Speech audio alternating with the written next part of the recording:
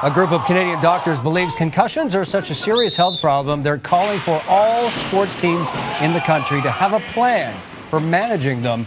The Canadian Concussion Collaborative wants teams at every level to have a strategy for identifying and treating players who suffer concussions. Now, research by the group found most sports organizations in Canada are not equipped to deal with brain injury. And Dr. Stuart Greenspan joins me now. That's a bit of a startling statement that these plans really are not in place.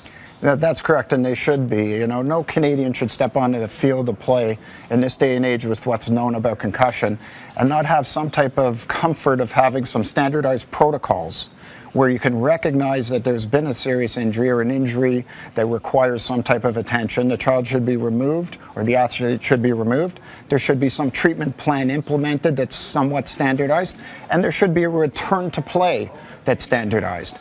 These things not being in play is not a good thing. Because typically we just sort of offer up our kids, you know, on you go off, you go and play, enjoy yourself. But now we really need to think about, do they have these concussion plans in place, and how do we check to see if they do? Well, these are the things. The thing is what they're trying to implement now is some standardization of these plans, because most places don't have a standardized plan. You usually have. So do we ask that as we arrive, as we signing our kid up? Yeah, well, this is what, again, this is a new wave of thinking. In the old days, as we were discussing earlier, you know, you get a concussion and people are like, you okay, buddy, get back in there. You're rung your bell. Yeah. Suck it up, you're looking great.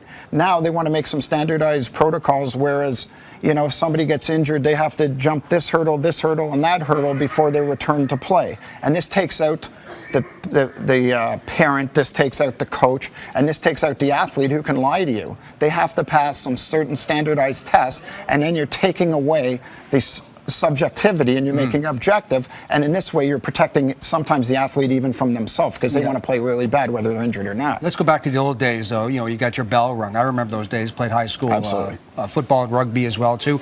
You're telling me that sometimes it's the parents that you got to be careful of or watch it, because they're pushing their kids to get back in the game. Well, absolutely. In competitive sport, there's a lot of investment of time, energy, and there's a lot of personal pride. I coached my children, and I was there, and I got no more pleasure in watching them play, you know. And when your child's held back, and you know you're in a draft year in the for the OHL at 15 in AAA, and your kid doesn't play for 10 days, the parent feels that's the end of the world. What the re-education has to be is, to the parent, they got to understand that if your child's that great, and they're not going to go unnoticed, and you know, if they're not well, they're not going to succeed in life going forward past their sporting years. Yeah, now we're talking about not just hockey, not just football here, right? No. We're talking basketball? Absolutely. Basketball, soccer has a very high incidence, especially in young females. There's a huge thing about the NFL. There was complaints that the NFL is a dangerous sport and should be banned.